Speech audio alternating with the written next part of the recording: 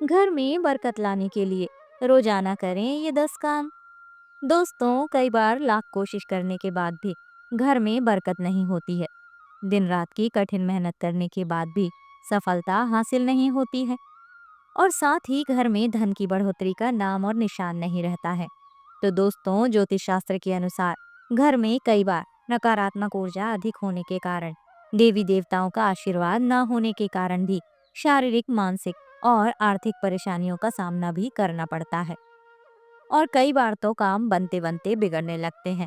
ऐसा अगर आपके साथ भी होता है तो आप इन 10 उपायों को अपना सकते हैं। वास्तुशास्त्र के अनुसार इन उपायों को करने से व्यक्ति के घर में सकारात्मक ऊर्जा का प्रवाह बढ़ जाता है और नकारात्मक ऊर्जा नष्ट हो जाती है, और आपके घर में सुख, समृद्धि, सधन संपदा की प्राप्ति होती है। तो दोस्तों, आइए जानते हैं कि घर में बरकत लाने के लिए रोजाना कौन से 10 काम जरूर करना चाहिए। नंबर 1, किसी भी मांगलिक या फिर शुभ काम करने में कपूर का विशेष महत्व माना गया है। वास्तुशास्त्र के अनुसार घर में कपूर जलाने से वास्तु दोष के साथ साथ नकारात्मक ऊर्जा से भी छुटकारा मिल जाता है। इसलिए आप अपने घर में कपूर अवश्य जलाएं। ऐसा करने से सकारात्मक ऊर्जा अधिक पैदा होगी और नकारात्मक ऊर्जा नष्ट हो जाएगी, और आपके घर में सुख, समृद्धि और वैभव आने में देर नहीं लगेगी। नंबर 2, शाम के समय पूजा करते समय सरसों के तेल का दीपक अवश्य जलाएं और उसमें 2 लौंग डालना और भी शुभ माना जाता है। अगर आप चाहें तो इस दीपक को अपने घर के मुख्य द्वार पर भी जला सकते हैं। ऐसा करने से सभी देवी देवताओं के साथ साथ आपके पितरों का आशीर्वाद भी आपको प्राप्त होगा, जिससे आपके घर में बरकत होने लगेगी। नंबर 3, भोजन की थाली का कभी भी अपमान नहीं करना चाहिए। भोजन की थाली को हमेशा चटाई या टेबल पर सम्मान के साथ रखना चाहिए। भोजन की थाली को कभी भी एक हाथ से नहीं पकड़ना चाहिए। ऐसा करने से खाना प्रेत योनि में चला जाता है। सबसे महत्वपूर्ण बात यह है कि खाना खाने के बाद थाली में कभी हाथ नहीं धोना चाहिए। खाना खाने के बाद थाली को कभी भी किचन में या टेबल के नीचे या बेड के नीचे ना रखें। भोजन करने से पहले माता अन्नपूर्णा का स्मरण जरूर करें। भोजन सदैव पूर्व और उत्तर दिशा की ओर मुंह करके ही करना चाहिए। नंबर 4, माता लक्ष्मी और कुबेर महाराज की असीम कृपा प्राप्त करने के लिए अपने तिजोरी या पर्स में पीतल या तांबे के 3 सिक्के रखें। ऐसा करने से हर प्रकार के परेशानियों से छुटकारा मिलता है। वास्तुशास्त्र में बताया गया है, मछली की चांदी की प्रतिमा बनाकर घर में रखना बहुत ही शुभ माना जाता है। इससे आपके घर में सुख, समृद्धि और वैभव की कभी कमी नहीं रहेगी, और आपको और आपके परिवार को अच्छा स्वास्थ्य मिलेगा। इतना ही नहीं दोस्तों, घर में मछली की चांदी की प्रतिमा और रखने से घर में शांति और खुशहाली सदैव बनी रहती है। नंबर 5, कभी भी ब्रह्म मुहूर्त या संध्या काल के समय में झाड़ू नहीं लगना चाहिए, और झाड़ू को ऐसी जगह रखना चाहिए जहां आते जाते लोगों की नजर झाड़ू पर ना पड़े। और झाड़ू को अपने घर के बेड के नीचे भी नहीं रखना चाहिए। जिन घरों में संध्या काल के समय झाड़ू लगाया जाता है, उस घर में माँ लक्ष्मी कभी भी प्रवेश नहीं करती है, और साथ में देवी देवताएं नाराज हो जाते हैं। दोस्तों, अपने घर को साफ सुथरा और सुंदर बना के रखें। अपने घर के बाथरूम को कभी भी गीला नहीं रखना चाहिए। इससे आपको आर्थिक परेशानियों का सामना करना पड़ सकता है। नंबर 6, पीपल के पौधे में देवी देवताओं का वास होता है। पीपल के पौधों को सिर्फ शनिवार के दिन ही छूना चाहिए।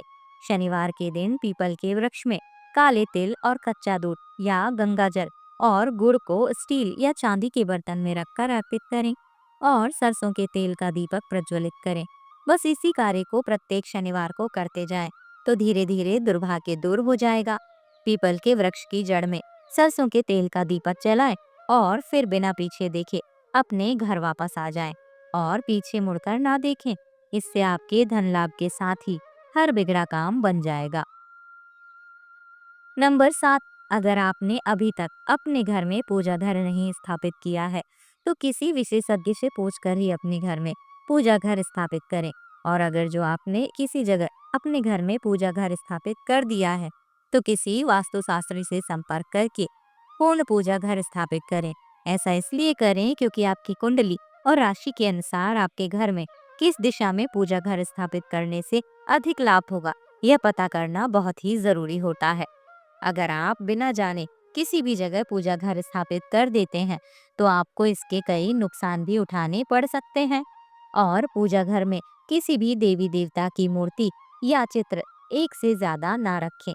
पूजा घर के अलावा और किसी भी जगह देवी देवताओं की मूर्ति या चित्र घर में अन्य किसी हिस्से में ना रखें और ना लगाएं।